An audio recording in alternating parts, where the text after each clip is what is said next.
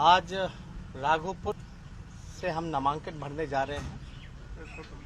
राघोपुर की जनता ने हमेशा हम लोगों का साथ दिया है और इस बार पुनः एक बार फिर राघोपुर की महान जनता जो है जिताने का काम करेगी। और आज नामांकन के दिन हम इतना जरूर कहना चाहेंगे, पहले हमने कहा है कि पहले कैबिनेट मीटिंग में सरकार बनती है तो पहला दस्तखत जो होगा, हस्ताक्षर जो होगा, वो 10 लाख नौजवानों को रोजगार देने का होगा, जो कि स्थायी होगा, सरकारी होगा। दूसरी बात मैं ये कहना चाहता हूं कि बड़े लंबे अरसे से समान काम समान वेतन की जो मांग नियोजित शिक्षकों की रही है,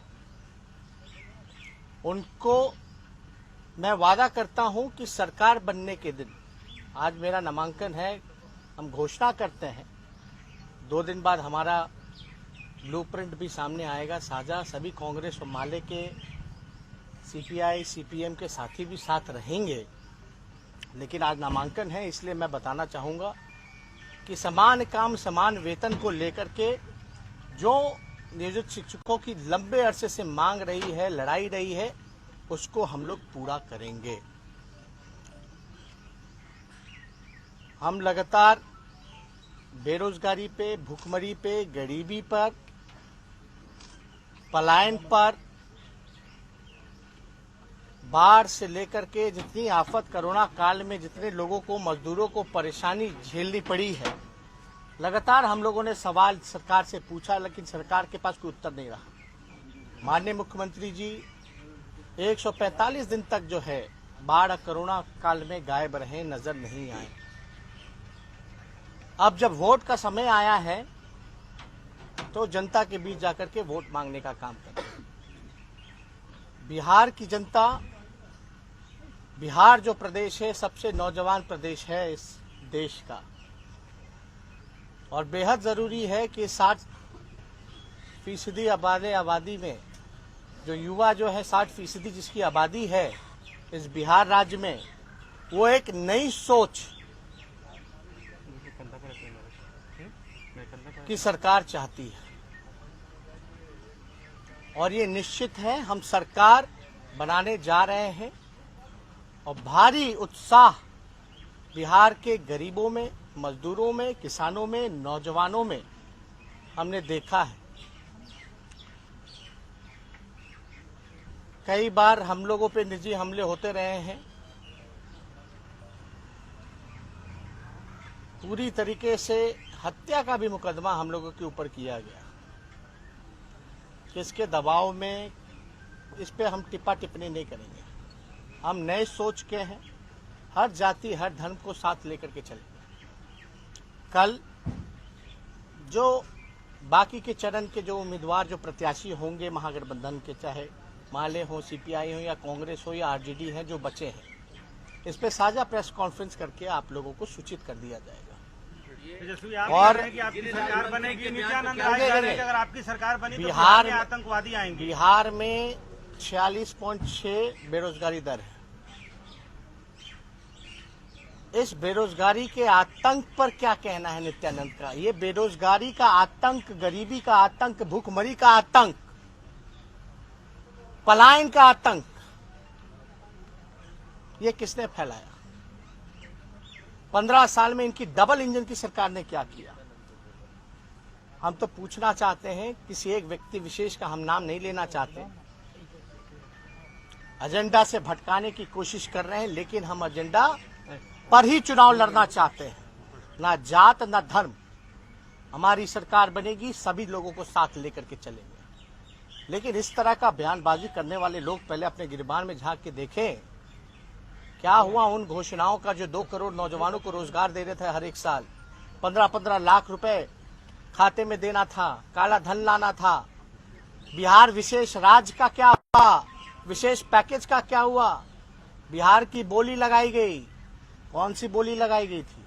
70,000 करोड़ दूं कि 80,000 करोड़ लो, 1.25 लाख करोड़ रुपए का पैकेज दिया।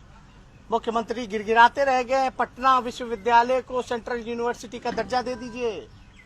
वो तक नहीं हुआ। अब देखिए, जनता नई नौजवान बिहार को अब बेहद इस दौर के घड़ी में नई सोच की सरकार चाहिए, युवा सरकार चाहिए। इसलिए क्योंकि आपने देखा होगा 2014 में 12 में भाग जाते हैं भाजपा से बाहर, 2015 में हमारे साथ चुनाव लड़ते हैं, फिर उनके साथ जाते हैं। अगर इसी तरीके का सरकार चाहिए तो बिहार का विकास संभव नहीं है। बार बार ना कोई नीति, ना कोई विचारधारा, ना कोई सिद्धांत। इसलिए हम सभी लोगों से अपील करेंगे कि एकजुट होकर के जिन्होंने आपको सताने का काम किया है, जिस निकम्मी सरकार ने आपको बदहाल स्थिति पे छोड़ दिया, जब जरूरत पड़ी तो बिहार नहीं घुसने दिया, उस समय को आप लोग सब लोग जानते हैं, याद कर रहे हैं। तो मौजूदा सरकार का जाना तय हो चुका है। और जो हम बार बार हम दोहराते हैं कि हम ठेठ बिहारी जो कहते हैं वो पूरा करते हैं। हम लोगों ने नीतीश कुमार जी को कमिटमेंट किया था कि बिहार का मुख्यमंत्री बनाएंगे, चाहे आरजेडी का कम सीट आए या बेसी सीट आए। हम लोगों ने बनाया क्योंकि पब्लिक कमिटमेंट था। जो आज हम लोग कमिट कर रहे हैं कि 10 लाख नौजवानों को रोजगार देंगे पहले कैबिनेट में, तो वो करके रहेंगे। जिनको हास्यास्पद लगता है, उनको हंसी आती है बेरोजगारी पे बात करने पे, गरीबी पे बात करने पे, भुखमरी पे बात करने पे, पलायन पे बात करने पे। इसलिए जो बार बार 4 साल में 4 सरकार जिसने देने का काम किया, बिहार की जनता ने मूड बना लिया है कि इस बार एनडीए की सरकार नहीं आने वाली है। और कोई सवाल नहीं। ये कहा जा रहा है कि आप जो बयान और एक्सपीरियंस है, आप माता पिता के टाइम में भी आपके कुछ नहीं हुआ, आपसे कुछ नहीं हो सकता है, उलूल जुलूल बयान देते हैं कि 10 लाख लोगों को नौकरी दे देंगे। नीतीश कुमार जी हमारे उम्र में बड़े हैं, हम आदर उनका करते हैं, सम्मान करते हैं, लेकिन बिहार के मुख्यमंत्री रहते हुए पूरी तरीके से फ्लॉप हो चुके हैं। ये सवाल जो लोग उठा रहे हैं, कौन लोग उठा रहे हैं? हम डिप्टी सीएम जब बने तो किसके सरकार में बने, तब ये सवाल क्यों नहीं उठाए?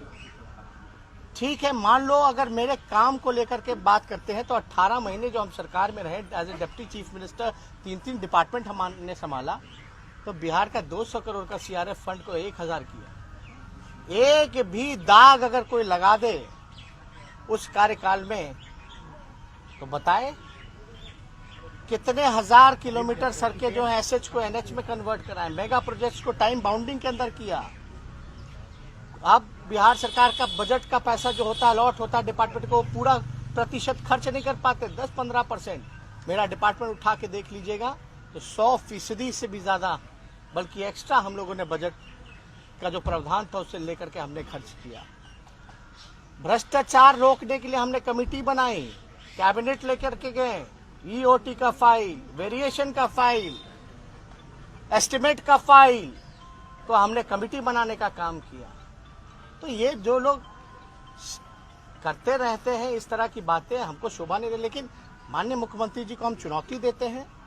हम तो नामांकन आज करने जा रहे हैं, वो अपने गृह जिला नालंदा का ही एक क्षेत्र चुन ले, वो भी नामांकन करे, हम भी वहां से नामांकन करते हैं और उनको हम हरा करके रहेंगे।